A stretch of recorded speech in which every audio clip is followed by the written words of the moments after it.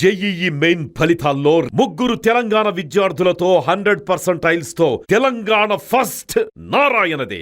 Electricity bill మనందరికీ తెలుసు, అది ప్రతి నెల 10వ తారీఖు నుంచి 20వ తారీఖు లోపల పే చేయాల్సినటువంటి అవసరం ఉంటుంది. కానీ కొన్ని సందర్భాల్లో పెద్ద బిల్లు కావచ్చు, చిన్న బిల్లు కావచ్చు, మనం ఏంటంటే మర్చిపోతాం. మనకున్నటువంటి ఈ బిజీ స్కెడ్యూల్స్లో కావచ్చు, లేకపోతే ఉన్నటువంటి వాళ్ళ డైలీ యాక్టివిటీస్లో కావచ్చు, బిజీగా ఉండి ఒక్కోసారి మర్చిపోతుంటాం.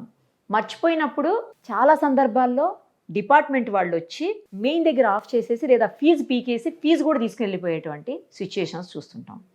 కానీ నిజానికి ఎట్టి పరిస్థితుల్లోనూ పవర్ బిల్లు పే చేయలేదని ఆఫ్ చేసేటువంటి రైట్ డిపార్ట్మెంట్ వాళ్ళకు కూడా లేదంట. ఇందులో నిజమెంత? ప్రముఖ హైకోర్టు అడ్వకేట్ సుంకర నరేష్ గారిని అడిగి తెలుసుకుందాం. నమస్తే అండి. నమస్తే అండి.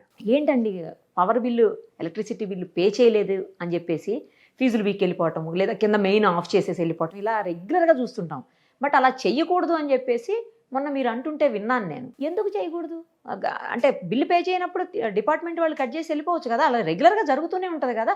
ప్రతి ఒక్కళ్ళు, మనమో లేకపోతే మన ఫ్రెండ్స్, మనకు తెలిసిన వాళ్ళు ఎవరో ఒకళ్ళు ఈ ప్రాబ్లమ్ ఫేస్ చేస్తూనే ఉంటారు. ఆ చిన్న బిల్లుకు కూడా వాళ్ళు పట్టుకెళ్ళిపోతుంటారు పే చేయకపోతే. ఏం తప్పేంటి? Section 56 sub class 1 of electricity act 2003 ప్రతి ఒక్కరు గుర్తుపెట్టుకోవాలి, రాసి పెట్టుకోండి పేపర్ మీద, లేదంటే ఫోన్లో ఫీడ్ చేసి పెట్టుకోండి. ఏం చెప్తుంది ఈ సెక్షన్? ఏం చెప్తుందంటే, మీరు అన్నారు అవునండి పవర్ బిల్ కట్టకపోతే డిస్కనెక్ట్ చేసే అధికారం వాళ్ళకు ఉంది కదా, ఎందుకు చేయకూడదని అంటున్నారు. అవునండి, కరెక్టే. గతంలో మనం ఎలక్ట్రిసిటీ బిల్లులు ఏ విధంగా కట్టేవాళ్ళం అండి? పోయి ఆఫీస్కి క్యూ లైన్లో నుంచి కట్టేవాళ్ళం. లేదు అని అంటే కనుక ఊరి మధ్యలో ఉన్నటువంటి వాళ్ళే వచ్చేవాళ్ళు, పంచాయతీ ఆఫీస్కో రామాలయం దగ్గరకో వాళ్ళు వచ్చి దండోరా వేసి ఎలక్ట్రిసిటీ బిల్లు కట్టవలేను అనుకుంటా డప్పు చేయకొట్టి వచ్చేటోళ్ళు కదా. అప్పుడు వెళ్ళి అక్కడ కట్టేటోళ్ళము. ఇప్పుడు ఆ పరిస్థితి మారిపోయింది కదా. ఫోన్ పేల ద్వారా, జీపేల ద్వారా, ఆన్లైన్లో సంబంధించినటువంటి సైట్కి ఈ విధంగా, అంటే డిఫరెన్స్ మోడ్ ఆఫ్ పేమెంట్స్ ద్వారా బిల్ డెస్క్ అని ఉంటుంది, బిల్ డెస్క్ వాళ్ళదేనండి. సో దీని ద్వారా మనం కడుతున్నాము.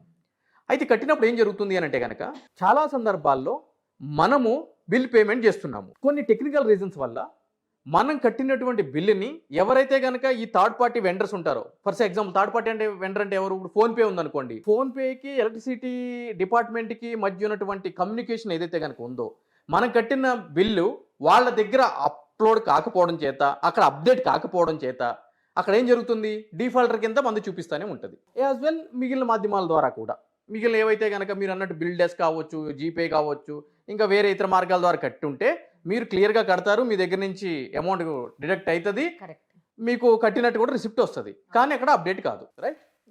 సో ఎలక్ట్రిసిటీ మీటర్స్ అన్ని ఎక్కడ ఉంటాయి? అపార్ట్మెంట్స్ అయితే కనుక కింద ఉంటాయి, వాచ్మెన్ రూమ్ పక్కన, గేట్ బయట ఉంటాయి, లేదంటే లోపల ఉన్నా కూడా ఏంటి జస్ట్ లోపలే ఉంటాయి. అవి కూడా మాక్సిమం లోపలైతే ఉండవండి, బయటే ఉంటాయి. ఎందుకంటే కనుక బిల్లింగ్ చేసుకుని వచ్చేటువంటి వ్యక్తి ఎవరైతే ఉంటారో బయటే సంబంధం లేకుండా, మనతో సంబంధం లేకుండా బయట మీటర్ రీడింగ్ స్కాన్ చేసి తీసుకుని ఇచ్చేసి వెళ్ళిపోతా ఉంటాడు. ఫీజు పీకేటప్పుడు కూడా దాని వచ్చి ఫీజు పీకేస్తూ ఉంటాడు, ఎటువంటి ఇన్ఫర్మేషన్ ఉండదు. సో ఇంటి లోపల అయితే కనుక మీటర్లో పెట్టరు maximum. So point for consideration ఏంటంటే, మరి ఈ విధంగా మనం బిల్ పే చేస్తాము, కానీ టెక్నికల్ ప్రాబ్లం వల్ల అక్కడ అప్డేట్ కాదు. దానివల్ల ఏం జరుగుతుంది? మనం క్లియర్గా బిల్ పే చేసినా కూడా వాడికి అప్డేట్ చేయకపోవడం, వాళ్ళ దగ్గర ఉన్న టెక్నికల్ ప్రాబ్లమ్స్ వల్ల వీడికి కట్టలేదని చెప్పి వచ్చి పీకేస్తా ఉంటాడు. అవును. మరి అప్పుడు నా రైట్ ఏమైపోవాలి? నేను ఎక్కడికి వెళ్ళిపోవాలి? నిజంగా కట్టనటువంటి పరిస్థితుల గురించి నేను తర్వాత చెప్తా. నేను నిజంగా కట్టాను, మరి అప్పుడు నా పరిస్థితి ఏమైపోవాలి? దాని గురించి వెరిఫై ఎవరు చేయాలి? సో మనం ప్రజాస్వామ్య దేశంలో ఉన్నామా, రాచరిక దేశంలో ఉన్నామా? ప్రజాస్వామ్య దేశంలోనే కదా ఉన్నాం. ప్రజాస్వామ్యం అంటే ఏంటి? ఇండియన్ కాన్స్టిట్యూషన్, భారత రాజ్యాంగం, ప్రతిదీ కూడా చట్ట ప్రకారం జరగాలి. ఒక మనిషిని చంపేయాలన్నా కూడా చట్ట ప్రకారం చంపాలి. చంపడం అంటే ఏంటి? ఇక్కడ ఉరి శిక్ష. డస్ మీన్ దట్ ఉరి శిక్ష. ఒక మనిషికి ఉరి శిక్ష వేయాలన్నా కూడా కింది కోర్టు నుంచి మొదలు పెట్టుకుని సుప్రీంకోర్టు వరకు, మధ్యలో రాష్ట్రపతి గారి క్షమాభిక్ష కలుపుకొని ఒక ప్రాపర్ ప్రొసీజర్ ద్వారానే వాడికి ఉరి శిక్ష వేయాలి, రైట్? కాబట్టి ప్రతి దానికి కూడా ప్రిన్సిపల్ ఆఫ్ న్యాచురల్ జస్టిస్ అని అంటారు. అంటే నేను మీకు అవకాశం ఇవ్వాలి, మీ వాయిస్ నేను వినాలి. సో ఈ ఎలక్ట్రిసిటీ యాక్ట్ ఏదైతే నేను చెప్పానో 56(1) సెక్షన్ ఏం చెప్తుంది అని అంటే కనుక, ఒకవేళ ఆ విధంగా ఎవరైనా కూడా కట్టాల్సిన టైంలో ఎలక్ట్రిసిటీ బిల్లు కట్టకపోయినప్పుడు వాళ్ళ యొక్క కనెక్షన్ని డిస్కనెక్ట్ చేసే అధికారం మీకు లేదు. ఎప్పుడు చేయాలి అని అంటే కనుక 15 రోజులకి తగ్గకుండా వాళ్ళకి ఒక నోటీస్ మీరు ఇవ్వాలి అని చెప్పని ఆ సెక్షన్ చెప్తుంది. సో ఒకవేళ మీరు కనుక నిజంగానే మర్చిపోయో, లేదంటే డబ్బులు లేకో, లేదు అంటే కనుక డబ్బులుండి కట్టి అది అప్డేట్ కాక ఏదైనా జరిగింది అనుకోండి, మీరు ఆ నిర్దేశించిన టైంలో కట్టలేదు అనుకోండి, అప్పుడు సంబంధించిన ఎలక్ట్రిసిటీ అధికారులు మీకు ఇన్ రిటర్న్ ఒక నోటీసు మీకు ఇవ్వాలి. ఏ విధంగా ఇవ్వాలి అనేది కూడా దాంట్లో పొందుపరిచింది. అదేంటి, మీ చేతికి ఇవ్వడము, ఇంటికి వచ్చి దానికి సంబంధించి అక్నాలజ్మెంట్ తీసుకోవడము, 15 రోజులు సఫిషియెంట్ టైం ఇవ్వాలి. లేదు మీరు లేరు, లాక్ ఉంది, వచ్చి అక్కడ అతక పెట్టాలి, బయట డోర్ అతక పెట్టాలి. మీరు వేరే దగ్గర ఉంటారు, ఆ అడ్రస్కి స్పీడ్ పోస్ట్ చేయాలి, ఆ రిజిస్టర్ పోస్ట్ చేయాలి, ఆ అక్నాలజ్మెంట్ ఆబ్వియస్లీ. మరి ఆధారాలు ఏంటి మీరు తీసుకున్నట్టు, మీకు ఇన్ఫార్మ్ చేసినట్టు. ఆ నోటీస్ వచ్చిన తర్వాత 15 రోజులు సఫిషియెంట్ టైం ఇచ్చిన తర్వాత ఆ నోటీస్కి రిప్లై రాకపోయినా, ఎటువంటి ఆన్సర్ చేయకపోయినా, అప్పుడు వాళ్ళు డ్యూ ప్రాసెస్ ఫాలో అయ్యి ఆ యొక్క ఎలక్ట్రిసిటీని డిస్కనెక్ట్ చేయాలి. అది చట్టం చెప్తుంది క్లియర్గా. దీనికి సంబంధించి ఫిబ్రవరిలో 2026లో ఆంధ్రప్రదేశ్ హైకోర్టు వారు కూడా ఒక క్లియర్ జడ్జిమెంట్ ఇవ్వడం జరిగింది. అవును, చూశాను ఫిబ్రవరిలో వచ్చిన జడ్జిమెంట్. క్లియర్ జడ్జిమెంట్ ఇవ్వడం జరిగింది. అక్కడ ఏంటి అంటే కనుక ఎలక్ట్రిసిటీ మీటర్ ఇస్తారు, కనెక్షన్ ఇస్తారు. ఇచ్చిన తర్వాత వారం రోజులకి మీటర్ కనెక్షన్ డిస్కనెక్ట్ చేసి మీటర్ ఎత్తుకుపోతారు అధికారులు, ఎటువంటి నోటీస్ ఇవ్వకుండా. కారణం ఏం చూపిస్తారు అంటే కనుక అక్కడ ట్రస్ట్ పేరుతో తీసుకుంటారు.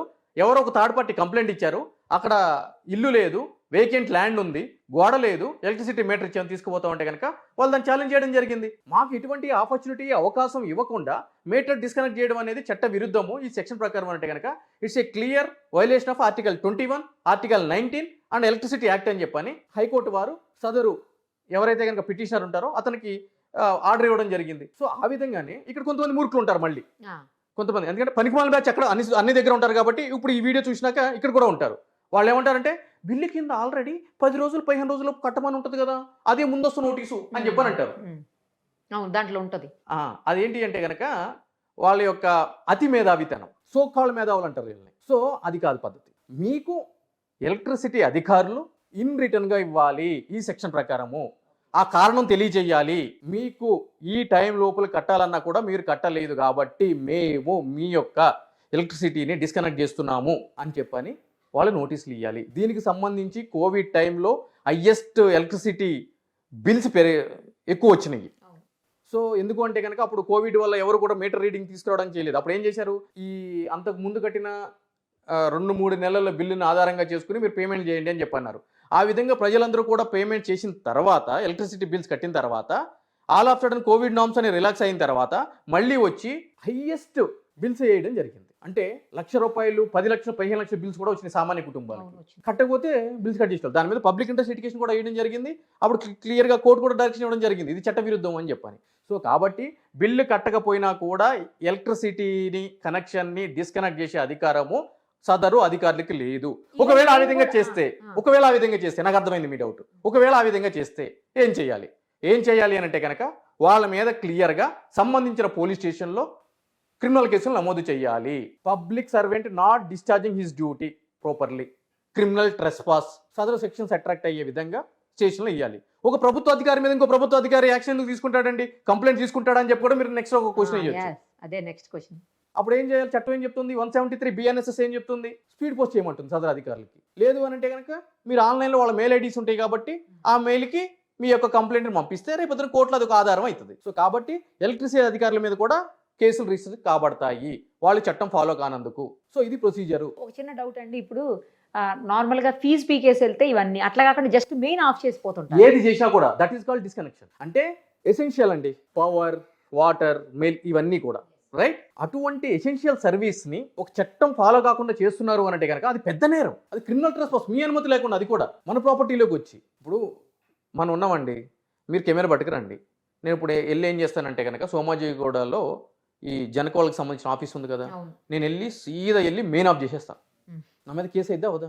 అవుతుంది. ఎందుకు అవుతుంది అండి, మంది వచ్చి చేస్తున్నారు కదా, వాళ్ళ దగ్గరికి వెళ్తే ఎందుకు అవుతుంది? అంటే బిల్లు కట్టలేదని చేస్తున్నారు ఇక్కడ, అక్కడ ఏముందని మీరు వెళ్ళారు. అవును, బిల్లు కట్టకపోతే కనుక నోటీస్ ఇచ్చిన తర్వాత కదా మీరు యాక్షన్ తీసుకోని చెప్పని ఉంది, కానీ వాళ్ళు ఆ విధంగా ఫాలో అవ్వట్లేదు కదా. సో కాబట్టి చట్టం ఎవరికైనా చట్టమేనండి. ఇప్పుడు అవినీతి జరిగితే, పెద్ద పెద్ద మనీ ట్రాన్సాక్షన్స్ హవాలా జరిగితే ఏదైతే కనుక ఈడీ, సిబిఐ రంగంలోకి దిగుతాయో, అదే ఈడీ, సిబిఐ అధికారులు అవినీతికి పాల్పడ్డారని మళ్ళీ అదే సిబిఐ మళ్ళీ వాళ్ళని అరెస్ట్ చేసినటువంటి పరిస్థితి ఉంది కదా, అదే చట్టం కదా. ఇమ్యూనిటీ ఎవరికి లేదు కదా, ఒక గవర్నర్కి, రాష్ట్రపతికి, హైకోర్టు, సుప్రీంకోర్టు జడ్జిలకి తప్ప మిగిలిన ఎవరికి ఇమ్యూనిటీ లేదు కదా ప్రజాస్వామ్యంలో. కొన్ని ఎలక్ట్రిసిటీ అధికారులకి ఏమైనా ఇమ్యూనిటీ ఇచ్చారా? లేదు కదా. ఒక మంచి విషయం చెప్పారు, ఎందుకంటే ఆల్మోస్ట్ మనము, మన ఫ్రెండ్స్, మన రిలేటివ్స్ ఎవరో ఒకళ్ళైతే ఈ ప్రాబ్లం ఎప్పుడు అప్పుడు ఫేస్ చేసి ఉంటారండి. 100 మంది 90 మంది ఫేస్ చేస్తారు. అదే అంటున్నాను. మర్చిపోయే, అది చిన్న బిల్లే కావచ్చు కానీ మర్చిపోయి కట్టకపోవటం తప్పించి చిన్న బిల్లు కూడా కట్టకపోయే పరిస్థితి ఉండదు. మర్చిపోయి కట్టకుండా ఉండేటోళ్ళు 10% ఉంటే ఆల్రెడీ కట్టిన తర్వాత అది అప్డేట్ కాకోకుండా కాకుండా వచ్చి కట్టి వాళ్ళు చేసేటోళ్ళు మిగిలిన పర్సెంటేజ్ ఆ, ఉంటారు. ఉంటారు. అది కూడా నిజం. రైట్ అండి. Thank you so much.